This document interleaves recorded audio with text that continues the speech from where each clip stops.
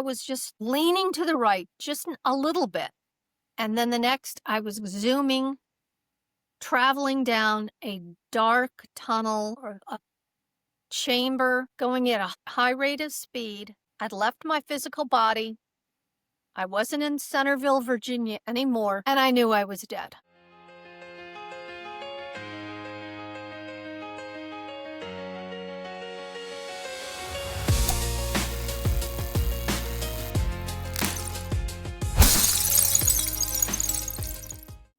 My guest today is Lura Ketchledge. She is an author, filmmaker, and near-death experience survivor, best known for her acclaimed book series, The Near-Death Saga, which has been featured on CBS, ABC, Fox, and NBC News. Lura brings a unique blend of mystery, romance, and paranormal to her storytelling. Her personal near-death experience happened at age 19 while she was horseback riding, and it profoundly shaped her life and writing, inspiring her to share insights about the continuity of existence beyond physical death. She has appeared on multiple TV shows, including My Ghost Story and Paranormal Night Shift. And she wrote, produced, and directed the indie comedy Another Apocalyptic Zombie Movie. I'll provide links to where you can find her books and her website in the show notes. Please help me welcome Lura to the show. Hi, welcome, Lura. Thank you so much for being with us. Well, hi, Katie. Very nice to be on your show. I had an out-of-body experience in 1972, and a few years later, 1979, I had a near-death experience. Would you like me to tell you about my first out-of-body experience? Yes, please. All right, just imagine a horse-crazy 12-year-old girl that nagged her parents every day. I want to go horseback riding. I want to go horseback riding. My favorite stable had just closed for some repairs. I went out with my girlfriend Gigi to a riding place in Ormond Beach, Florida. And I told them that I loved horses. I paid my $3 and they said, "Do you know how to ride?" And I said, "No, but the horses really like me." So they put me on, this is bad. This is a 14-year-old boy. He put me on a horse way above my abilities. No child should have been on this horse. The horse took off with me. He grabbed it and I started crying. "I want to go home. I'm scared, blah, blah, blah." Called me a baby, and my other girlfriends were on their horses and they were doing okay. He let go of the reins. Well, my God, this horse took off with me. It was this mare. She was, I think she was a dun. She was a buckskin dun, and she took off with me. And there wasn't a whole lot I could do. I pulled as hard as I could, tried to bring the horse in. I was surprised I hadn't fallen off. So the horse ran down this dirt road, and then there was a freshly paved highway, airport road. I couldn't stop the horse. The horse turned right, and it was like the hooves were on black ice. It was like 97 degrees, and it was a hot paved, just freshly paved, tarred road. The horse was just going at such speed. We just went aerial, and the horse fell on my left side. Now, before the horse fell on my left side and crushed me, I was terrified. Of course, the horse was out of control. But I was so scared I wasn't crying. I wasn't in a dead panic. I was just like, that feeling that something terrible is going to happen. And when I did that, I left my body. I was like slingshot backwards, hovering at probably 6 or 8 feet from the road, up in the air, and probably 15 feet behind myself. And it was like a frozen piece of time. Off in the distance, I could see the dried pine needles on the pine trees. I could see the little curly, skewed hair that I had. I've always had this little curly patch at the back of my head. and I could see all the pattern very, very vividly of the little green tank top that I was wearing. And I had my brand new blue jeans on because it was just before the start of school, the start of me going into 7th grade. And I saw myself before the fall, and it felt very natural, like being a spectator. And then I was slingshot back into my body as the horse fell on me, and we skidded across the road and, ripping all of my skin off my arms, mutilating my leg, breaking my knee and compound fracture. I wish I'd still been out of body, but the horse pushed in and to right itself to get up, which pushed me into the hot tar even more. I didn't even panic or cry. Somehow I got up and started hopping on my right leg because nobody came to help me. And then I went into a deep, deep shock. And somebody, I got to the phone and called my parents, took me to the hospital, blah, blah, blah. I couldn't convey to my mom and dad or to anybody that I had left my body because I figured they'd think I was a liar, that couldn't happen. And it really, I was halfway upset about the accident, of course, because I've really gotten hurt and my leg, it was awful and it was broken and everything. But then I was very upset and conflicted that I had seen myself just before the fall. Being a 12-year-old, I didn't know how to verbalize it. So it just went inward on me, and that wasn't good. It didn't have a good effect. I couldn't be philosophical or understand. I mean, come on, 12's 12. So nothing psychic happened to me after that until my near-death experience. And your near-death experience happened how many years after that? That was 72. This is 1979. Okay. Yeah, it was a few years. I was a grown-up. I was 19 years old, loving life. I had 2 boyfriends, both ridiculously cute. I had my own apartment. I was working at a nightclub, so now I thought I was cool beans, let me tell you. Running around with all these people that were older than me and the cool crowd. And I was trying to model a little bit part-time. Life was just opening up, and I was loving it. I was loving it. One day my girlfriend Terry said, yeah, let's go horseback riding. And I had taken lessons out in Centerville, Virginia before. So what had happened was Terry bailed on me, and I thought, well, it's a great idea. I'm just going to go horseback riding this afternoon, before work. I didn't go to work till 8 p.m. So I get to the farm, and I know the people there. They're really nice people. This was nobody's fault but mine. Laura's fault. Laura's dumb idea. Okay. This was the best thing that could have happened to me. I just would have liked to have switched and not had the injuries I had afterwards. What happened to me is there was a couple of horses saddled up. I picked the pretty one, this beautiful bay. I mean, just gorgeous horse. I said, oh, I want to ride this one. Well, she said, no, ride the white one. It's just a little calmer. Oh, I didn't want calm. I thought I could ride. I thought I was cool beans. So I take this horse out. I'm having no trouble. I'm going riding all over the place by myself. I get off the horse, look around. It's a gorgeous, gorgeous day in April, 1979.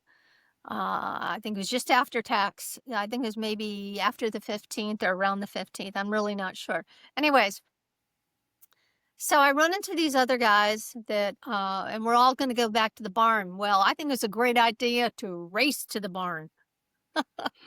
Oh, God, who was I trying to fool? Anyways, the horse went into a canter. I can handle a canter. I can post. I can, I know how to ride. But then it went into a hand gallop. Now, a hand gallop is like a racehorse. You really, really need to be a good rider.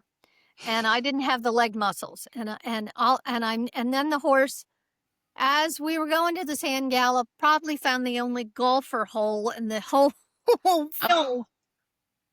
Of course, right by a ditch with rocks. Oh. So I'm laughing now, but it didn't feel funny when it was happening. So I know I'm gonna get clobbered. I feel the horse's right leg drop or buckle. I know I'm going off to the side. I say expletive deletive, shall we say. Swear word as loud as you can ever. And then all of a sudden it was really weird. I knew I was gonna fall, I knew I was gonna get clobbered. Never thought there was gonna get anything more than clobbered. It happened so quick. And 1 minute I was just leaning to the right, just a little bit. And then the next I was zooming, traveling down a dark tunnel or chamber, going at a high rate of speed. I'd left my physical body. I wasn't in Centerville, Virginia anymore, and I knew I was dead. I'm sorry to interject. I have to ask because I know with some people, they don't realize they're dead. After they are out of body, they're kind of confused for a minute. But you did. You realized it right away as you're going through this tunnel. And how did that tunnel look? If you Light can and airy describe it. and dense at the same time. I know that is a very conflicted thing to say. Long, limitless. And I felt like I was zooming, but I still felt like me. You know, I don't believe I was a point of consciousness. I believe I felt still like I had fingers and toes and legs, and I think I felt like I was still me. But this is what I've told many people. Okay, imagine you're laying in your bed, totally relaxed. It's the middle of the night, and somebody just drops you in the Pacific Ocean. That's how abrupt it felt. Like 1 minute I was there, 1 minute I wasn't. And that Wow. abrupt change, I knew I was dead. Now, I had a roller coaster of emotions, Katie. And why did I? Because I was 19.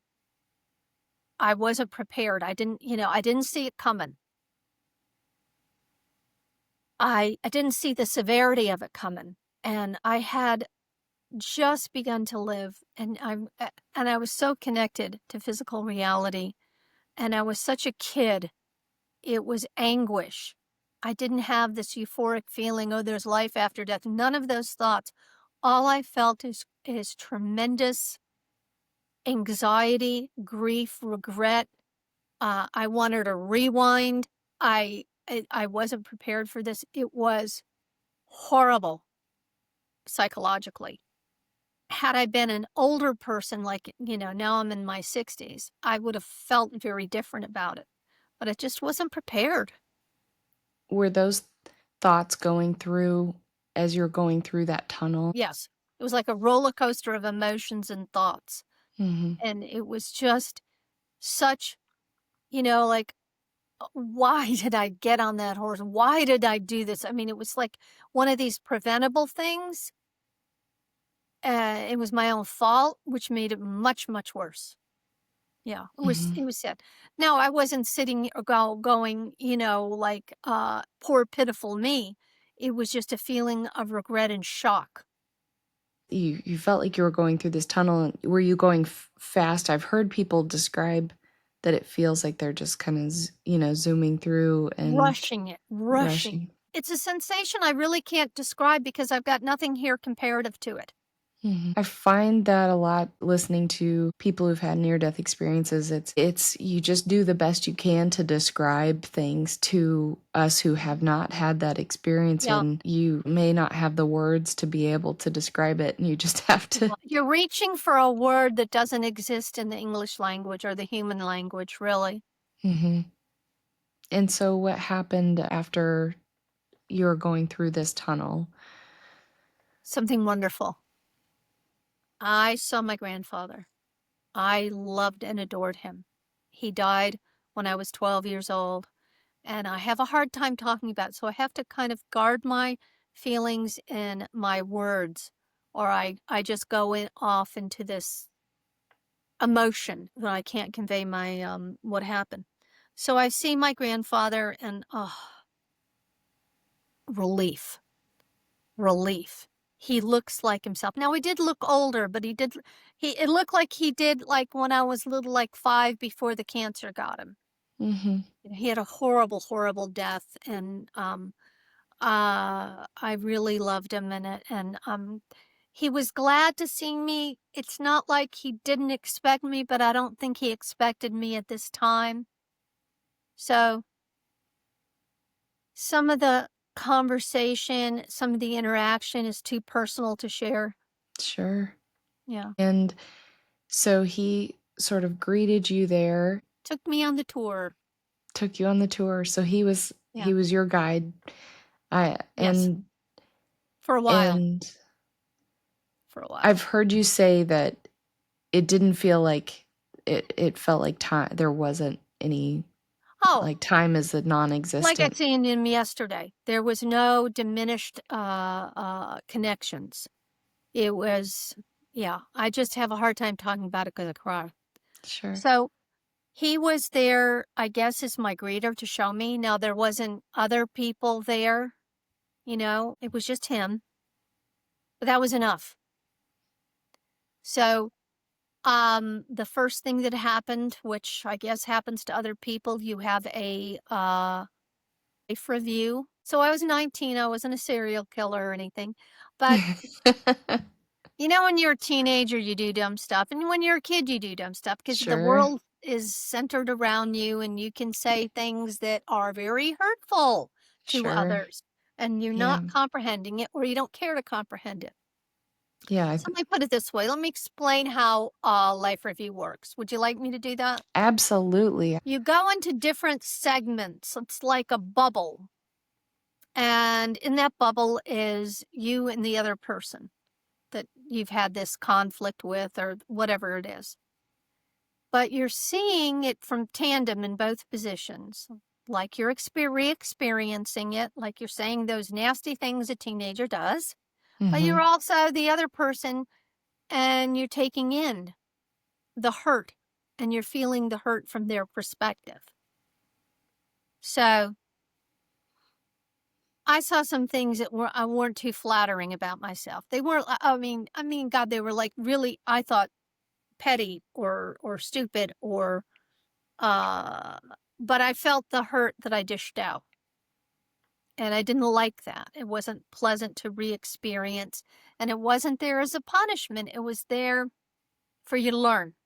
So I went through a few things like that, but I also went through something like when I rescued a kitten on the highway.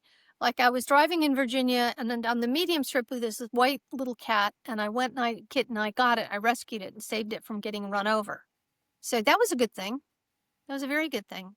Um, boy, when you do something kind for others, it's really big on the other side, much bigger than you can comprehend. There was a kid that I sort of defended in high school, and I didn't realize how important that was. So things that I thought you would have in a life review, looking at it now, never came up. Your accomplishments, like if you made a lot of money or if you invented something, wouldn't really count. How you treated other people, how you made them feel. You basically get the bill of your life for better or worse. And I'm glad I wasn't older because I did crappy things later that I don't want to go through again. You know, I have a little bit of a potty mouth, and sometimes especially when I was young, I was rash and had a little worse of a temper than I'd like to have. But it was a shock to see the after, the effects you have on other people. And as soon as you're able to kind of like, oh, wow, why did I do that? You're off to the next one. It's like you're off to the races. It goes pretty fast. Mhm. Did it kind of go through like a whole life, or did you Chronological, just get or did chronological. It's chronological, but simultaneous. And it's something I can't convey verbally, I but that's it's all encompassing. Um, I am very glad I didn't murder anybody or, or rob a bank or run over a nun, you know. Right. I didn't shoot Bambi. I, I didn't leave a dead squirrel on the road, you know. I mean, I didn't commit the big crimes. Right. That's interesting. You felt it from their point of view, Oh boy. too. Even on the animal side, because I know there's people who No, are it's just a feeling I can't convey. I don't know how to describe it to you, but I that's know fair. it was a very good thing that I did. When you are kind to an animal, it's extremely important. When you're cruel to an animal, that's even worse. Um, don't be mean to animals or babies. I don't know what to say. I mean, I'm not a philosopher. I Yeah, can tell you what I experienced, but I really can't, you know, I don't have the how-to book on this. right. And so you had your life review. What happened next? I can tell you that uh my core values were flipping. My ideas um about religion and everything were turned upside down. Now, I was raised in a very religious, pretty religious, you know, we went to church, I sang in choir, Mhm. all that kind of stuff, communicants class, everything. We weren't Bible thumpers, but we were Presbyterian. I didn't have a religious epiphany during my near-death experience. I didn't see the pearly gates or Jesus or anything. I had more of a logical progression, an explanation. It was never what I had expected would happen. So that Right. was my biggest, you know, in my core values were starting to somersault and flip and realign. So by the end of my near-death experience, I came out a different person. I remember you saying that you were in this space at one point where you started to see people around you or faces, right? Did that sort of happen Well, next after? what happened was my grandfather was no longer beside me and I was being guided. I felt a presence to the side. I think it was to the left. I'm not sure. Felt like somebody was almost pushing my shoulder blades, this motion. So we're going through layers or dimensions of non-physical reality. And I know that there was people there, but I wasn't interacting. I got a sense of travel. Um, and I was dismayed because nobody was sitting there going, okay, now this is going to happen, that, and this is you know, not getting the tour guide, you're experiencing without explanation. But I found myself outside of this very vast chamber that was more tubular, but just big. And it had Yeah. defined walls, but the walls were airy. And I looked to the side and I thought to myself, well, that sort of like looks like Earth, like the big blue planet, like something you'd see in a science thing. And I thought to myself, oh God, I hate heights, but this isn't bothering me. And I don't know what that was. Was it some sort of, I don't know. I don't know what it was. I'm not going to go on that. So I'm guided into this big chamber and someone's trying to explain a complex thing to me. On one side, there was like a lineup of astral white souls, you know, Mhm. with bodies, just like a lineup, male, like a lineup of female. And I'm not feeling any connection or understanding what this is about. Then it said, these are your past lives or your other lives or something along that, but a word bigger, Right. aspects of myself, something like that. I'm thinking, no way. I was never a man. I'm a girly girl. Mhm. And I went over and I touched one of them. So I still had a physical body or an echo of a physical body. And it was Mhm. this middle-aged guy. And I was like, eh. you know, kind of creeped out, didn't want to investigate it any further. And then I don't understand that. And then I went to the other side because there was definitely a division. And it was a woman, and I've said this on other shows. She reminded me of this really, really crabby woman that worked at the cafeteria when I was in elementary school. Anyways, not exactly a beauty. And she, I'm looking at her, and it's just not adding up. It's not adding Mhm. up. I mean, I knew it was probably true. I didn't like the idea of reincarnation. I don't like it now, Right. but it was like a fundamental thing. And before I get a chance to argue or turn around or see anybody that is, with me or discuss this, or I'm pushed into another realm. I mean, this was going, it was long and involved, but it was going fast, faster than I can express to you.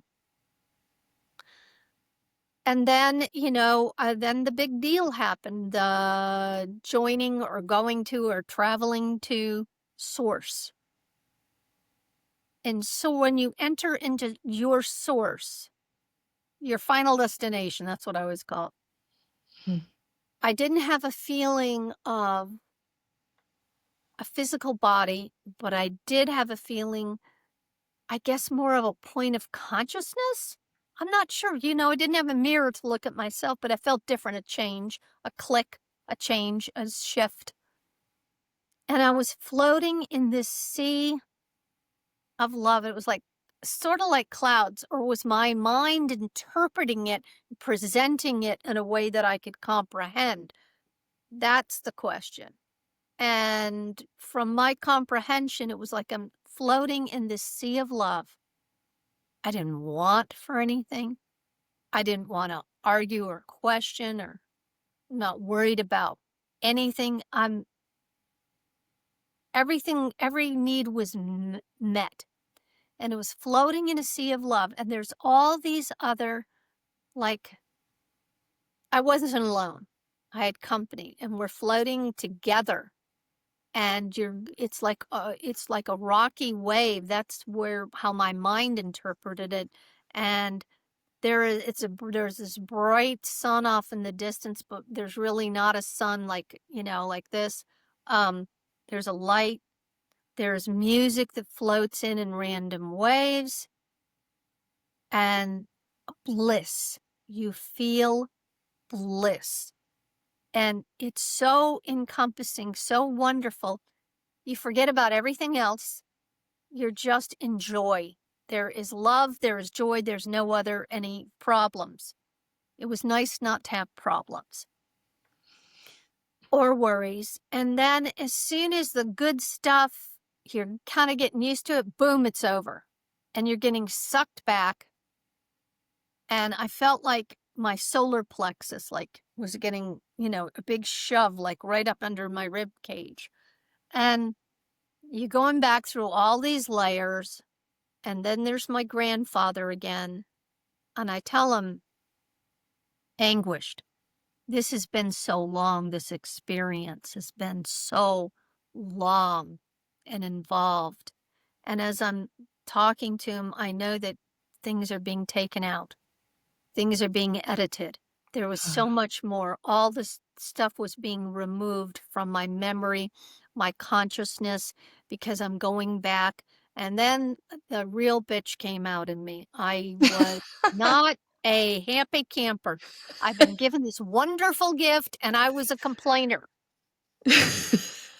And of course, I'm back to being a 19-year-old selfish, dummy.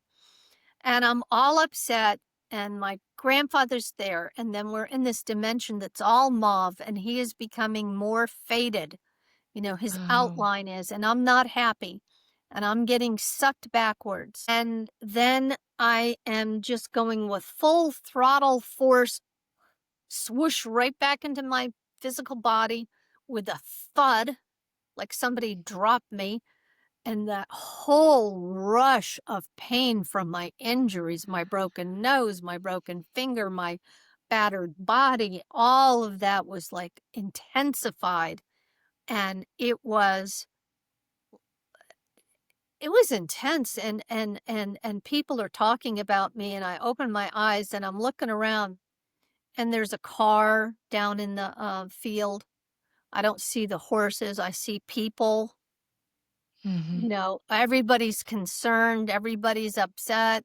Oh my God, she's breathing. Oh my God, she's alive. And I didn't feel any gratitude to these people. I felt that they interrupted something good. I was miffed, and I looked around this beautiful field, and I said to myself, this is not reality. And I was not a happy camper. I wasn't rude to anybody, but they had just taken me away from what was supposed to be. And I had all these emotions. So I'm loaded in a car on my way to Fairfax Hospital, and I passed out in the back seat.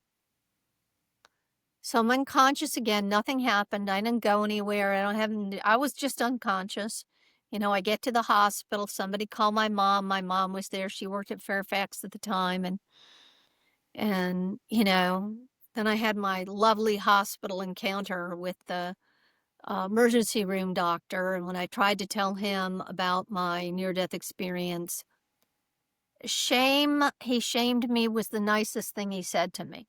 So we don't need to elaborate about that, but it was pretty Right. upsetting.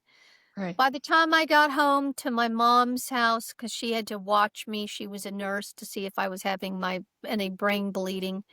Um, I had about 12 hours before I calmed down and was able to, start thinking clearly. Wasn't from the head injury. It was from my whole world being turned upside down, and it was a really, really big shock. I can't imagine. I've heard uh, people who have near-death experiences sometimes are not able to adjust for, I mean, either a long time or maybe never, and it's kind of maybe stays almost like a trauma, not the trauma they experienced, but just having Mhm. to come back, right? So, Yeah. um, Well, Katie, think about this. It's 1979. No internet, no talk about near-death experience. When I tried to talk to the doctor, it was, "What drugs have you taken?" Which my mother got in an argument with him. "This kid doesn't do drugs." right. Um, then I went to a shrink, like, I don't know, 7 or 10 days later, and tried to talk to her and tell her this. I don't understand. What do I have? Am I going crazy? Was this a hallucination? Didn't feel like it either. And she just looked at me and she said, "Are we having a pity party about your broken nose, Laura?" Oh And it was my. like she had missed the whole thing. I was trying to open up to her. And when I got shamed the second time, boy, the curtain went down. I didn't even bring it up to if the family, till I was 24, to my grandmother. And yeah, she was very receptive. I wish somebody had told me more. My grandmother, well, long story, her mother had the gift, and she had paranormal or psychic abilities or whatever you call it. And I started to hear family stories, and then my uncle opened up, and I realized, I wasn't alone in all this, and they were very, very supportive. But my uncle, my sister, my mom, and my grandmother, and then eventually my dad knew. That was it. That was the only five I told for 30 years. That has One to be therapist after that, I forgot. One therapist after that, 30 years, yeah. Because I didn't want to be labeled a wackadoo or a fraud, or, they're going to label you with people that follow UFOs. They're going to, you are going to be labeled in the freak category. Well, after 50, you know what? Your embarrassment gene fades. And you don't mind if you're a little bit of the freak. I wrote some books, so I thought I'd come clean, tell my truth. What have I got to lose? Was there anybody out there that I was going to be embarrassed? Not so much. But I've been pretty candid about it. I don't talk to my friends about it. I'm not recruiting anybody. I don't have a 1-800 number. My stuff isn't monetized. I mean, that's just not me. If I've had people contact me, "Can you help me?" No. If I could, I would. I'd be helping myself first. I'd go down and I'd go to the casinos if I was psychic, and I'd make some money at this, and you'd never hear from me. It's not possible. It's just not possible. I think everybody has a little bit of psychic intuition, that gut feeling that Sure. always turns out to be right. You've had a near death experience, you have just a little more. Nobody's got a full cup. I've said this again and again. Nobody can tell you your dead Aunt Sally, hid the silverware under the stairs. And, if I was really psychic and some of these people that, say they are, why aren't they helping, missing people and missing kids and going to the casino themselves? Because Right. it's just not possible. Right. So I'm going to And get some hate emails from this, but I'm being and so after this experience, did you notice a change in any way at all? Did you feel like you gained just more insights, more intuitive things, and how did you in any way? Well, I think I had the perfect storm. I had the genetic predisposition through my grandmother, Catherine Marston. One of her sons was able to do some limited healing, and she had some real strange psychic stuff that happened to her over the years. And sometimes when people were ailing, she lived in Canada. She was a blacksmith's wife. She could do some healing, and she could had some precognition and stuff like that. Not a whole lot. Didn't rule her life. She wasn't a witch or a wackadoo, but Mhm. she had some things, and so did her grandson, and my uncle, and my late sister, and myself. You get a little bit of psychic, a little bit of insights. I got to share something that was quite sad. I had this really sweet elderly Aunt Evelyn. She was in a nursing home forever, dementia. Just my grandfather's sister, just the nicest lady you'd ever meet. So I'm at a relative's house one night, and I knew Evelyn was in there, the nursing home, but nothing was dire or acute or anything like that. So I'm sitting in bed, and all of a sudden, this mauve ball, soul, or whatever you want to call it, that was dense and see-through at the same time, and it looked like liquid glass. Nothing of this earth came in. Well, it's a good thing that Lura had her nightgown on, because I got out of that bed and ran through the house like a mental patient screaming, somebody's dead, and they were just, their ghost or spirit was in the bedroom. And I mean, I really lost it. Calm down. My leg was shaking like when your dog goes to the vet, okay? Oh, So, wow. yeah, it was pretty bad. So, like the next day I called, and I called my sister, and I'm in Florida, and my sister's up in Virginia. I said, "Okay, Linda, who in the family died? Because whoever it was in my bedroom last night at about 11:45." And she goes, "Oh, did you know that Aunt Evelyn died yesterday?" And then I felt like Ah. scum, because she was so nice to me when I was a little girl, and I got up and ran and screamed and ran away from her. So if Evelyn, if you can hear me, I am so sorry about that. That was my first like big paranormal thing, and I mean, yeah, I felt pretty ashamed about it later, but it was funny, and I was, yeah, I didn't take it well. So as the years go by and there's more of these little events, I take it without any fear or any, I write about it, and I have taken all my paranormal experiences and put them into my novels, into my characters, so I can have a voice. So, it hasn't been easy, but, you come to terms with it.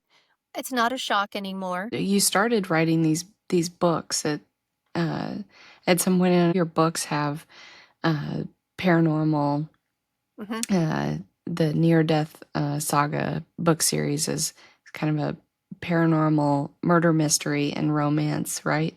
Yes. What I did is I took,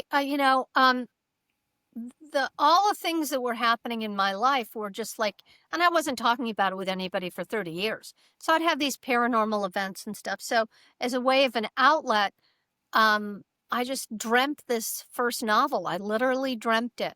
And I thought, this is a great way I can explain my near death experience, my paranormal events, fictionalize it, put in like 85-90% truth and about 10% fiction, just because it's literary, have a little more fun. Everybody's better looking in the books, uh, Absolutely. a little more, better dressed. They don't have, they can balance their checkbooks, things like. Yes.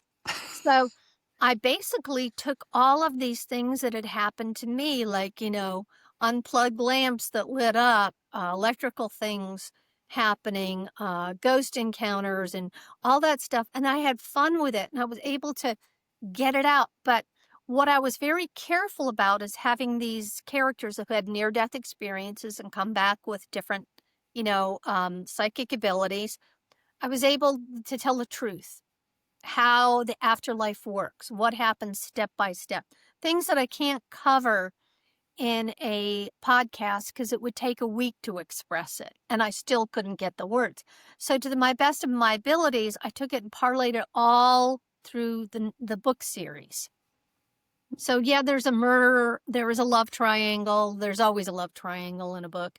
You got to have some Has romance to in be. there, and you've got Yeah. to have a good mystery.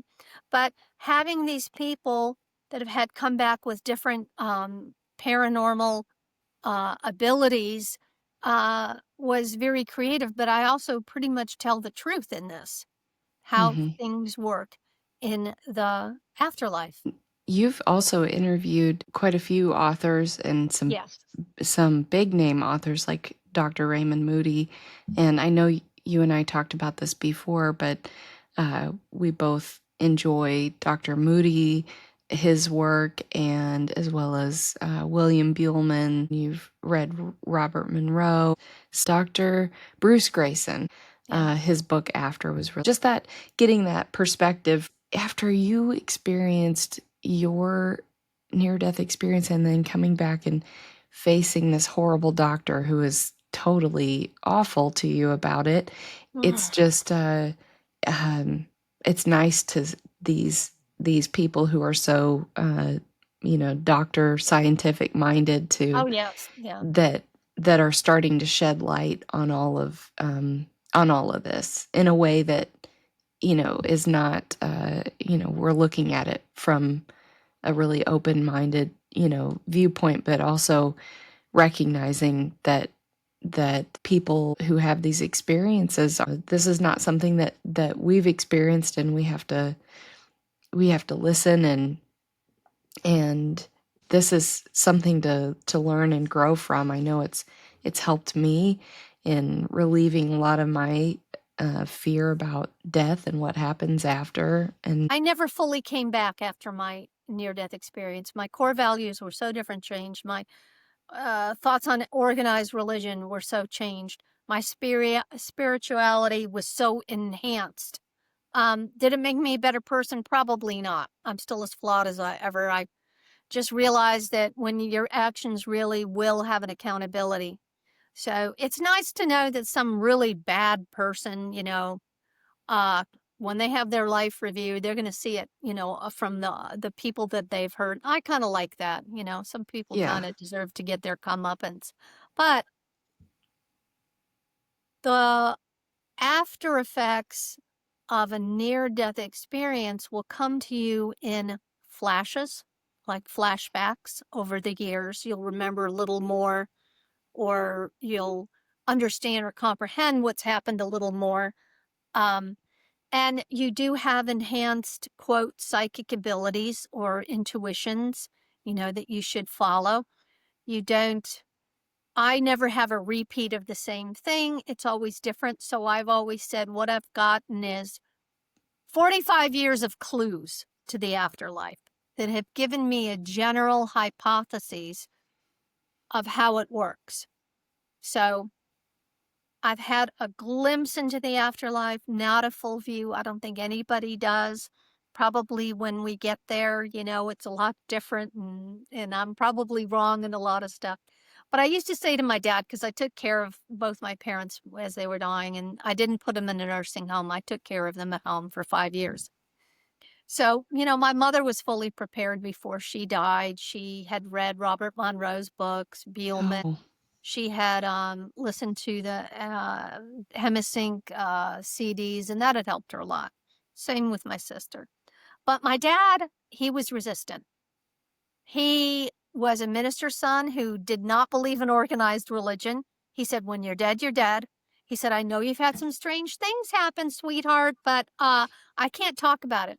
So we were sitting in the living room one time, and I said, Daddy, you're on hospice. Would you like me to prepare you and tell you the steps when you die so that you won't be scared? And he goes, nope, I don't want to talk about it. It's upsetting. I want to watch the news. Fix me dinner. So I understood that. And I was kind of worried. I thought, gee, it's going to be a real shock. And he said to me, when you're dead, I think. And I said, well, Dad, you know what I'm going to enjoy? In 20 years, when we're both dead, I'm coming up to you and I'm going to say, I told you so. So he laughed. And later, as he was dying, I decided I had to take a nap. I'd been up all night, like 2 nights with him. The hospice nurse was there. And I had the most beautiful gift given to me. I had a shared death experience with my father. Didn't know they could even happen because I don't read other paranormal stuff or really listen to other podcasts or read books on the afterlife or anything. I've read Monroe's and Beelman's, and I felt like that's enough. Right. So I didn't know I could have a shared death experience, and I'll just go. I was laying down in bed, and suddenly I found myself in a car with my dad, and it was all in black and white. And I knew this was a paranormal, psychic, whatever you want to call it. I knew what was going on. And the thing that I found odd, we were in my grandfather's car that Daddy and Mother bought back in 1963, this really ancient 50s car. And it was just, really, really dated even back in 63. So we're in this car, and my father's driving, and, and I thought, you don't have a license because he had Parkinson's and couldn't drive. And I looked over at him and I go, oh my God, Dad is a crew cut again. He's young. He's like 30 years old. He's got that freaking crew cut that he had, And suddenly we're out of the car and he's explaining that has like this, like a contract, big thick book, and he's tearing it up, and he's ending his life and he's leaving, and I'm trying to argue with him. I don't know why I was trying to argue with him because I knew he was in hospice and he was in a coma, but still you can't let go. You just can't let go. And I looked at him and my God, just to see him look young, what a shock. And that crew cut, and he was glad to be there. He was okay. So he had to draw me out and into this during my sleeping state. And as he tore the contract, I could hear the gasping in the background, his physical body gasping. I was in both places at the same time. Wow. And I jumped out of bed and, I lost that connection, and I ran down and he had his last gasp, because in that chain stoke breathing, sometimes it's very loud it's very loud. He had his last, but he did that in order to show me he was okay about his own death. And I mean, I still felt the grief and I still felt the crying. And after he was, they taken to the morgue, and All the hospice people were gone. A couple hours later, I went and I sat in this chair and I was like, oh my God, the house is so quiet. And I thought to myself, he's okay. He was telling me he was okay, which made me realize it was okay. What a gift, because I was very worried that he would have a transition that was difficult because he wasn't prepared. I'm the type of person, if I've said this a million times, when I die, if there's a one room that says lecture on heaven and the other room that says heaven, I'll take the lecture first because I got to know the rules of the road. That's my personality. I am totally my father's daughter. Now, Daddy was like that, but Daddy was he was a tough nut. He was Mhm. always a tough nut. But to know he was okay, what better gift could he have given me? I also felt his tremendous, tremendous gratitude that I stood up for both my parents those 5 years, and I stopped my life, and I moved in with them, and I took care of them round the clock 5 years without a day off. That wasn't easy. Mhm. Um, my father was still breathing when I was having this encounter with him. So he had left his body, his physical body, before death. He had already separated. I mean, he Which had some connection to it, but he had left his physical body probably sometime during that coma that night. has there been any other things that have happened since your experience? What else would you like to share about? Okay, what did I really grasp out of my near-death experiences? Okay, Yes. that we survive physical death. There is a non-physical reality, but there's also a morality that we need to carry and be very keen on in this life. My biggest thing was like, okay, am I going to be a better person? Probably not, but it's very important not to interfere with another human being's destiny. So the husband that berates the wife is changing her reality, is changing her destiny. That's a big no-no. The person who does a violent crime, it's obscene what they do to that other person, and they will have an accountability. But, you know, gee, I guess I go by the golden rule. I don't want to damage anybody else. I can damage myself. I'm responsible for myself, and I've made mistakes so big you could drive a truck through the middle of them.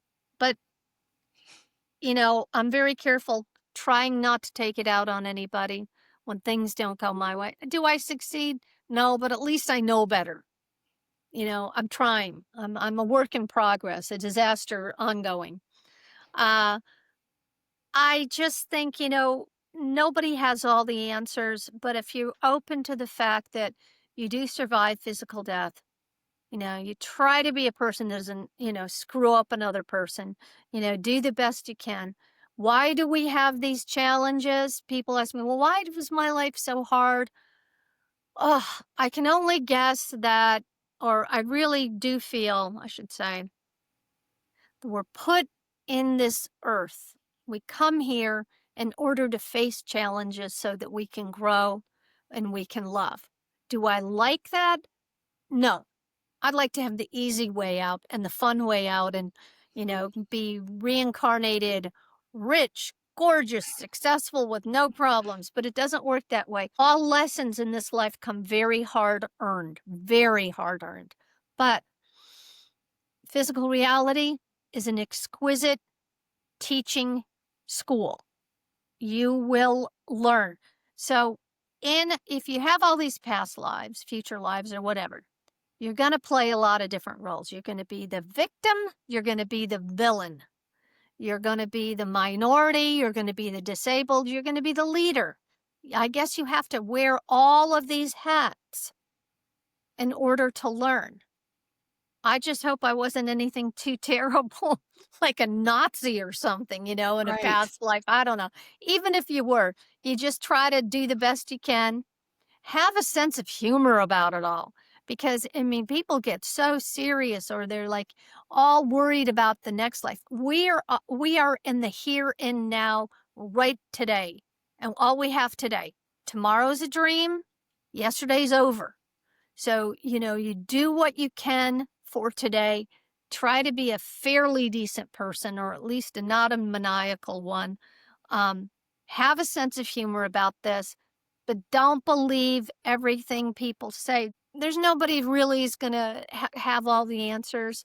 There's people like me that have had a lot of clues and we can talk about them. Basically, what I'm saying is nobody else has got the answers or can find the answers but yourself, to look within yourself, to do your exploration. Don't take anybody else's word for it. I can't express the meaning I got out of my near death experience because there aren't words in the English language that can convey the experience. I've always struggled. I've always gone, stumbled. I can't get it out because it was from something that's indescribable. These brains are not We're not set they're up to get it. right. That's a perfect way to say it. It's like we're just not set up to understand that it's No. such complexity, and complexity doesn't even probably begin to describe The how only complex. outlet I could really have, Katie, was to write in my books to try to explain near death experience, or what's it like to see a spirit, or the interaction or the telepathy you get, or these very odd random clues that are uncontrollable coming from another dimension, and the impact it has on your soul when you receive them. Your brain is just not set up to understand or explain the unexplainable. When you go into a consensus reality, it can feel like you're going into a place that can fix the unfixable. And I try to convey that in my books with English words the best I can.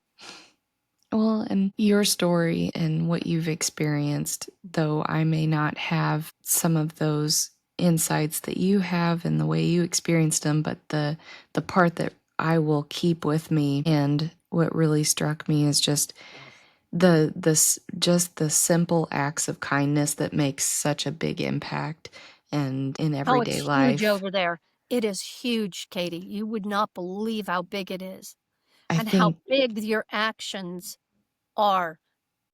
I just want to thank Laura for being our guest today. And I want to thank you so much for tuning in. I hope you enjoyed the show. Don't forget to like, follow, and share the podcast. It really helps us grow and will help us continue to bring you more great stories. So until next time, I'll see you in the NDE room.